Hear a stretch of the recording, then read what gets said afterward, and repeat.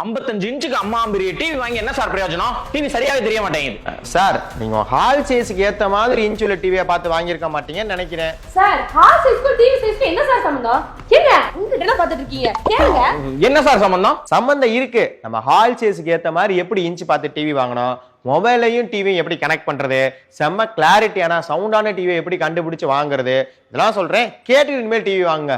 நீ என்னத்த சார் வாங்க? ஏற்கனவே வாங்கின டிவியே சரியா தெரிய மாட்டேங்குதுன்றோம். சார் ஃபர்ஸ்ட் சொல்றதை கேளுங்க சார். இப்ப நம்ம வீட்டுல எந்த ரூம்ல டிவி மாட்ட போறோம், அந்த ரூமோட சைஸ் என்ன அப்படிங்கறத பார்க்கணும். இப்ப 32 இன்ச் உள்ள டிவி வாங்குறீங்க அப்படின்னா டிவிக்கு நமக்கும் 3 அடி கேப் இருக்கணும். இதுவே 43 இன்ச் உள்ள டிவி வாங்க போறீங்க அப்படின்னா டிவிக்கு நமக்கும் 5.5 அடி கேப் இருக்கணும். இந்த மாதிரி ஒவ்வொரு இன்ச் டிவியை பொறுத்தும் ஒவ்வொரு டிஸ்டன்ஸ் இருக்கு. சும்மா சின்ன ரூம்ல பெரிய இன்ச் உள்ள டிவி வாங்கி மாட்டீங்க சரியாவே தெரியாது. எப்படி தெரியும்னா, இப்ப சினிமா தியேட்டர்ல முதல்ல உட்காந்தா படம் பார்த்தா எப்படி இருக்கும், அந்த மாதிரி இருக்கும். அப்படி சொல்லுங்க சார். இப்படி வச்சே பார்த்து புடனையில வந்ததான் மிச்சம். இந்தா நீங்க வச்சிருக்க டிவி எல்லாம் பாருங்க. இந்த டிவி எல்லாம் கண்ணாடி மாதிரி பளிச்சுன்னு தெரியுது. எங்க வீட்டுல இருக்க டிவி இப்பெல்லாம் தெரியவே மாட்டேங்குது. அந்த டிவி ரெசல்யூஷன் கொஞ்சம் அதிகம் சார். இப்ப இது பாத்தீங்கன்னா இது ஹெச்டி, இது ஃபுல் ஹெச்டி, இது 4K.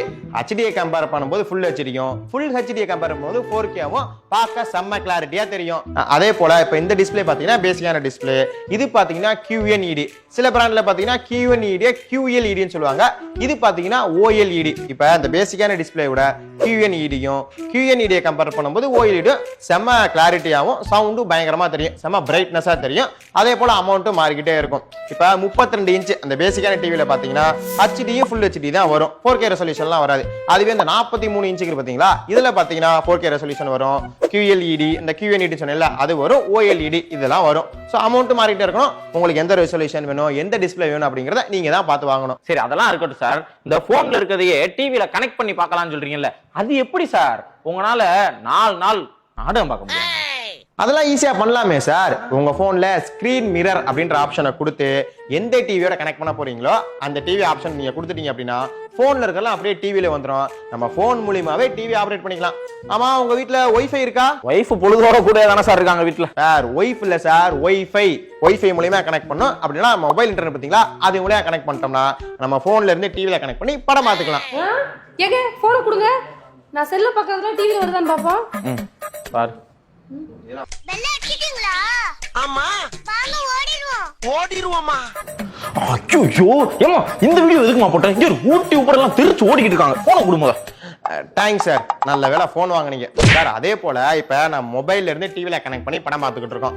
அந்த நேரம் போன் வந்துருச்சுன்னு வச்சுக்கோங்க, படம் வந்து கட் ஆயிரும். நம்ம போன் பேசி முடிச்சதுக்கு அப்புறம் தான் படம் வந்து பார்க்க முடியும். இது பாத்தீங்கன்னா வீட்டுல வேற யாராச்சும் படம் பார்த்துட்டு இருக்காங்க அப்படின்னா அவங்களுக்கு வந்து கண்டிப்பா டிஸ்டர்பன்ஸா இருக்கும். ஆனா சில பிராண்ட் டிவில என்ன பண்றாங்கன்னா, மொபைல்ல இருந்து டிவில கனெக்ட் பண்ணி படம் பார்த்துக்கிட்டு இருக்கப்ப கால் வந்தாலும் அது கட் ஆகாது, மொபைல்ல வர்றதும் அப்படியே டிவில வராது. இன்னும் பாத்தீங்கன்னா இன்டர்நெட் தேவையில்ல. ஆனா இது பாத்தீங்கன்னா சில பிராண்ட் டிவில தான் இருக்கு. உங்களுக்கு அந்த ஆப்ஷன் வேணும் அப்படின்னா அது எந்த பிராண்ட்ல இருக்கு அப்படிங்கறத தெரிஞ்சுக்கிட்டு நீங்க அந்த பிராண்ட் டிவியை பார்த்து வாங்கணும். அதே போல இப்ப அந்த பிராண்டோட சர்வீஸ் சென்டர் நம்ம வீட்டு பக்கத்துல இருக்கா, நம்ம ஊர்ல இருக்கா அப்படிங்கறதும் தெரிஞ்சுக்கிட்டு வாங்கணும். ஏன்னா நம்ம ஊர்ல இல்ல, நம்ம வீட்டு பக்கத்துல இல்ல அப்படின்னா ஏதாச்சும் ஒரு சின்ன ப்ராப்ளம் வந்தா கூட பயங்கர பிரச்சனை ஆயிரும். அதே போல எத்தனை வருஷம் வாரண்டி தராங்க அப்படிங்கறதும் தெரிஞ்சுக்கிட்டு நீங்க டிவி வாங்கணும். ஏங்க இவ்வளவு விவரமா இப்ப சொல்றீங்கல்ல, இதெல்லாம் டிவி வாங்குற போய் சொல்ல மாட்டீங்களா? ஏமா டிவி வாங்கும் போது இதெல்லாம் சொல்ல வந்தாரு, கொஞ்சம் அவசரப்பட்டு வாங்கிட்டேன். எங்க மேல தப்பு இல்ல மேடம், உங்க ஹஸ்பண்ட் தான் சார். அதே போல டிவி வாங்குறப்ப HDMI போர்ட் அது வந்து ரொம்ப முக்கியமா பார்க்கணும். சில டிவில பாத்தீங்கன்னா 2 HDMI போர்ட் இருக்கும். இப்போ ஒரு HDMI போர்ட்ல வந்து நம்ம டிஷ் இல்லனா கேபிள் வந்து கனெக்ட் பண்ணிருப்போம். இன்னொரு HDMI போர்ட்ல வந்து நம்ம வந்து இப்ப வீட்ல வந்து லவுட் ஸ்பீக்கர் யூஸ் பண்றீங்க, அந்த ஹோம் தியேட்டர்லாம் யூஸ் பண்ணுவாங்கல்ல, அது வந்து நம்ம கனெக்ட் பண்ணிருப்போம். இப்போ மூணாவதா லேப்டாப்ல இருந்து நீங்க டிவியை கனெக்ட் பண்ணணும் அப்படின்னா ஒரு HDMI போர்ட்டை வந்து நம்ம ரிமூவ் பண்ணணும்.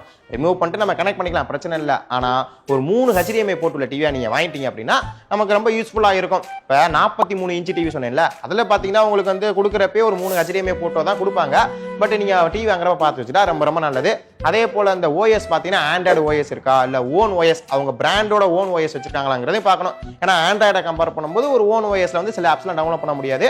ஆனா ஓன் OS இருந்தா செக்யூரிட்டி கொஞ்சம் நல்லா இருக்கும். உங்களுக்கு எந்த OS இருக்கு அப்படிங்கறத நீங்க தெரிஞ்சுக்கிட்டு வாங்கினா ரொம்ப ரொம்ப நல்லது. சரிங்க, இதெல்லாம் தெளிவா சொல்லிட்டீங்க, இப்ப தெரிஞ்சுக்கிட்டோம். நாங்க வாங்கி வச்சிருக்க அந்த 55 இன்ச் டிவி என்னதான் பண்றது? என்ன பண்றதுன்னா ரூமுக்கு ஏத்த மாதிரி இன்ச் டிவியை பார்த்து வாங்கணும், இல்ல டிவி இன்ச்சுக்கு ஏத்த மாதிரி ரூமை மாத்தணும். அட ஏங்க புது ரூம் போய் எங்கிட்டு மாத்திக்கிட்டு வச்சுக்கிட்டு என்னங்க நீங்க? நம்ம அடுத்த வாரம் எங்க போக போறோம்? உன் தங்கச்சிய பாக்க?